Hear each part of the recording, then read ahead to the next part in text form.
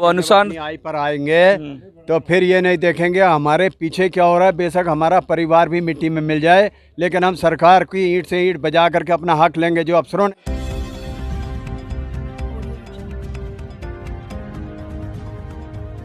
सियाचिन की कड़कती सर्दी में जो हड्डियों को तोड़ देती है, या फिर बाड़मेर की गर्मी में जो मांसपेशियों को पिघला देती है, ऐसी गर्मी में, ऐसी सर्दी में भी क्या आम इंसान देश की रक्षा के लिए खड़ा हो सकता है? आम इंसान नहीं खड़ा हो सकता। उसके लिए तो खड़ा होता है तो सिर्फ फौजी खड़ा होता है। क्या कोई और सबूत चाहिए फौजी को फौजी साबित करने के लिए कि कितना त्याग करता है, जवान कितना त्याग करता है? आज ऐसे ही एक पूर्व सैनिक हमारे साथ खड़े हुए हैं। पूर्व सैनिकों का धरना लगातार 100 दिन पूरे होने के बाद भी लगातार जा रहा है और 111वां दिन हो गया है आज, और अभी तक कोई उम्मीद की किरण नहीं है। तो आपने एक कविता के माध्यम से कहा था कि वो किरण क्या है, जरा बताइए। क्या मिलेगा किसी को किसी से, क्या मिलेगा किसी को किसी से, आदमी है जुदा आदमी से, क्या मिलेगा किसी को किसी से, दूर तक रोशनी है उजाले, दूर तक रोशनी है उजाले, कौन गुजरा हमारी गली से, क्या मिलेगा किसी को किसी से। हमने सीखा अंधेरों में चलना, हमने सीखा है अंधेरों में चलना, हमने सीखा अंधेरों में चलना, आप घबरा गए रोशनी से, क्या मिलेगा किसी को किसी से। हमने सीखा है दुश्मनों से लड़ना, हमने सीखा है दुश्मनों से लड़ना, हमने सीखा है दुश्मनों से लड़ना, आप घबरा गए दोस्ती से, क्या मिलेगा किसी को किसी से, दूर तक रोशनी है उजाले, कौन गुजरा हमारी गली से। मैं सरकार से हमारे सैनिक भाइयों के लिए गुजारिश करना चाहता हूं कि इनकी जो संगतियां हैं उसके बारे में कुछ देखें, गौर करें, वरना ये सैनिक अगर अपनी आय पर आ जाए तो अच्छों को पानी पिला देता है। ये नहीं देखता कि हम अरुणाचल में हैं, लद्दाख में हैं या कि रेगिस्तान में 52 डिग्री की गर्मी में हैं। हमें किसी मौसम से कोई फ़र्क नहीं पड़ता। और ये झरना हम जब तक जिंदा रहेंगे, अगर सरकार चाहेगी तो हम अपने मरने तक भी जारी रखेंगे।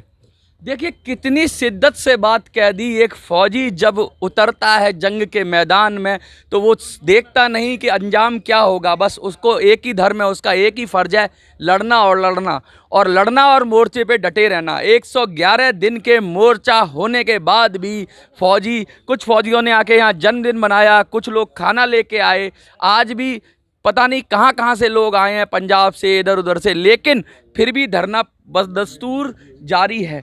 आज की डेट में देखिए बाड़मेर में, जैसलमेर में गर्मी किस हालत से है। हमारे जवान एक कीकर के नीचे खड़े होकर के पूरा दिन बिताते हैं, रेत के नीचे लेट करके पूरी रात वहीं बिताते हैं, लेकिन अपनी नज़र जो है दुश्मन पे टिका कर रखते हैं। लद्दाख में ऐसे ही बर्फ़ गिरती है, हम लोग खड़े रहते हैं, पैर सुन्न हो जाते हैं, लेकिन कभी भी अपना मोर्चा नहीं छोड़ते हैं। लेकिन सरकार ने आज जो हमारे साथ कर रही है, ये इसका अंजाम बहुत बुरा होने वाला है। आज के बाद मैं अभी तक नहीं बताऊंगा कि हमारा प्लान क्या बन रहा है, कहाँ पर क्या होगा। कल को देश की संपत्ति का नुकसान होगा तो हमारा होगा। ये सोचकर आज सैनिक यहाँ धरनों पर बैठा है और मुसीबतों को झेल रहा है। ये गर्मी हमारे लिए कुछ नहीं है। बरसात भी आएगी तो हम यहीं मिलेंगे, बर्फ़ गिरेगी, बारिश होगी, जो भी कुछ होगा, आंधी तूफान, हम यहीं रहेंगे, यहीं गिरेंगे, यहीं मरेंगे, यहीं खाएंगे, यहीं सोएंगे, यहीं मरूंगा, यहीं रहूँगा, यहीं मरेंगे, यहीं रहेंगे। यानी मोर्चा संभाल लिया तो छोड़ने का तो सवाल ही नहीं होता। OROP2 की जो विसंगतियां हैं, जिस तरीके से जवानों के साथ, पूर्व जवानों के साथ, पूर्व सैनिकों के साथ जिस तरह का भेदभाव हुआ, उसके लिए लगातार धरना जारी है। सरकार से कोई आश्वासन मिलता नहीं दिख रहा, और नेता जो सरकार के हैं वो देते हैं बयान ऐसे जिससे जो धरने पे बैठे हैं उनके दिलों को चोट लगती है और फिर वो कहते हैं कि अब हम तुमको बताएंगे कि अब हमें क्या करना है। फौजी सब्र के साथ बैठा हुआ है, वो नहीं चाहता देश में किसी भी तरह का नुकसान हो, क्योंकि फौजी को अनुसार आई पर आएंगे तो फिर ये नहीं देखेंगे हमारे पीछे क्या हो रहा है। बेशक हमारा परिवार भी मिट्टी में मिल जाए, लेकिन हम सरकार की ईंट से ईंट बजा करके अपना हक लेंगे, जो अफसरों ने आज हमारे साथ किया है। और सरकार को सब कुछ मालूम होते हुए फिर हमारी तरफ गौर नहीं कर रही है, तो ये सरकार को ही भुगतना पड़ेगा। ऐसा नहीं है कि कुछ नहीं होगा। हमारे जितने सैनिक भाई हैं, जितनी विधवाएं हैं, खास करके मैं विधवाओं के लिए बोलता हूँ, ये कहाँ का इंसाफ है कि एक विधवा को 78,000 अफसर को और एक हमारी विधवा को जो है 9,000 11,000, क्या वो 3 बच्चे पाल लेगी? उसके बावजूद यहाँ जंतर मंतर में आप जैसे पत्रकार पूछते हैं कि आपकी वीरांगनाएं तो आती नहीं है, वो घर में 3 बच्चों को देखे या यहाँ पर आए या मजदूरी करके अपने बच्चों को पाले। क्या 10-12 हज़ार में आप खुद अपना परिवार पाल सकते हैं? अपने ऊपर देख करिए। मैं आज घर में बैठा हूँ, बचकर आ गया हूँ, तो मेरे बच्चों को मैं कहाँ से कैसे मजदूरी करके कैसे भी करके पढ़ा लिखा कर कुछ कर लिया। लेकिन जो वीरांगनाएं वो क्या करेंगी? आज हॉस्पिटल में जाओ, एक अफसर जाता है तो आइए सर, वेलकम सर, बहुत दिन बाद आए। ये डॉक्टर के जवाब होते हैं, अरे बैठो भैया अभी आ रहा हूँ। भैया जी आप नाराज मत हो, मैं अभी आ रहा हूँ। ये कौन सा तरीका होता है? और फौजी जाए तो अफसर जाते, फौजी जाए तो वही बता रहा हूँ कि वो कहते हैं भैया बैठो अभी आ रहा हूँ, बैठो बैठो साहब आगे जरा साहब को देख लो। साहब के उसके बाद 2 मेजर साहब आ गए, उसके बाद एक कोई डिप्टी कमांडेंट आ गए, उनके बच्चों का नंबर आ गया। गार्ड वो जवान जो है ये जो 7 बजे से बैठा है और शाम को 3 बजे उसका कहीं जाकर नंबर आता है। क्या उसको और कमाना धमाना काम धाम कुछ नहीं है? ये जो भेदभाव है ना, औरतें जो है बैठी रहती है, जो कि जिनके घर वाले खत्म बॉर्डरों पर मर रहे हैं, आज बैठे हुए हैं, उनकी विधवाएं आती हैं सेपरेट कैमोडेशन से। मैंने देखा है हॉस्पिटल में, वो सुबह से लेकर 12-1 बजे तक बैठी रहती है। मैं खुद सुनता हूँ, बहन जी आप क्या? अरे भैया क्या करूं, मेरी 2 लड़कियां वहाँ गुरुद्वारे स्कूल में पढ़ रही हैं, वहाँ पर मंदिर स्कूल में पढ़ रही हैं, एक वो गवर्नमेंट स्कूल में पढ़ रही हैं, उनको लाने जाना है। डॉक्टर साहब ने तो 12-1 बजा दिया, हमारा नंबर ही नहीं आ रहा। बहन जी कितना नंबर है? मेरा 8 नंबर है। VIP कल्चर हो गया है। VIP कल्चर हो गया। तो ये हमारे हॉस्पिटल में ऐसा क्यों हो रहा है? ये तो अफसरों के लिए आप अलग से बना दो ना, उनके लिए अलग से कर दो, कोई बात नहीं है। लेकिन ऐसा मत करो कि जवानों के बीच में, या जैसे उनके डे है फ्राइडे का, लेकिन वो मंडे को आ गए, बुधवार को आ गए, जवान की बीवी हाथ पे हाथ रखे बैठी है। मैंने खुद अपनी आंखों से देखा है। देखिए कितना भेदभाव है, और जो बात इन्होंने कही क्या मिलेगा किसी को किसी से, वो बहुत गंभीर बात है। जंतर मंतर पे जो डेरा जमा हुआ है, जो इन्होंने मोर्चा संभाल रखा है, उस मोर्चे में अगर आप पूर्व सैनिक हैं तो ये आपकी जिम्मेवारी है कि उस मोर्चे को ताकत देते रहें, शक्ति देते रहें।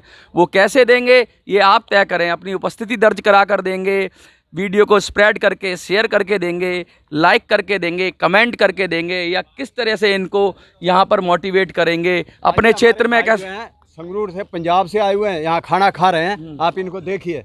ये कब चले होंगे, कब आए हैं, कब यहाँ से वापस जाएंगे? अब ये 2 दिन यहाँ पर हैं हमारे साथ।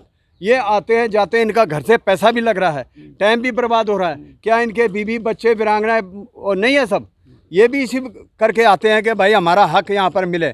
अगर ये चाहे तो कल आकर के जंतर मंतर को इतना घेर देंगे कि यहाँ पैर रखने की जगह नहीं मिलेगी। लेकिन अभी क्या है कि हम लोग मंगाते हैं 20 आ जाओ, 50 आ जाओ, 25 आ जाओ। अगर कहता है कोई कि यहाँ पे इनके पास संख्या नहीं है, संख्या बल इतना है कि जंतर मंतर छोड़ के रामलीला ग्राउंड भी भर देंगे, तो जगह नहीं मिलेगी दिल्ली में, जगह नहीं मिलेगी। सरकार हर एक स्टेट से मिलता रहता हूँ, बात होती रहती है। वो बोलते हैं कि भैया जी आप हो, हम आपके पीछे हैं, आप जब आवाज़ करोगे हम आ जाएंगे, आपकी आवाज़ पे हम जान निछावर कर देंगे। ऐसे सैनिक मुझे जवाब देते हैं तो मुझे बड़ा दुख लगता है कि मैं यहाँ नज़दीक रहता हूँ, मैं आता हूँ तो मुझे बड़ा दुख लगता है कि ये लोग इतने दूर से यहाँ पर आते हैं। जब मैं कम से कम 22 किलोमीटर चलकर यहाँ आता हूँ तो मुझे थोड़ा सा फील होता है यार इतनी दूर जा रहा हूँ, लेकिन ये तो बेचारे सैकड़ों किलोमीटर चलकर आते हैं, रात भर ट्रेन में सफ़र करा। ये आपकी भी जिम्मेवारी है कि आप अपनी उपस्थिति यहाँ दर्ज कराएं। अगर आप पूर्व सैनिक हैं और पूर्व सैनिक के समर्थक हैं तो एक बार धरने पे अपनी उपस्थिति जरूर दर्ज कराएं और इस आंदोलन को बल दें। जंतर मंतर से मिनी संसद के लिए मैं मनोज सुराजी। जय हिंद, जय भारत। वंदे मातरम, वंदे मातरम। भारत माता की जय, भारत माता की जय, भारत माता की जय। अरे उम्दा ही हो आज मैं तो अभी बनाता हूँ मस्त एकदम।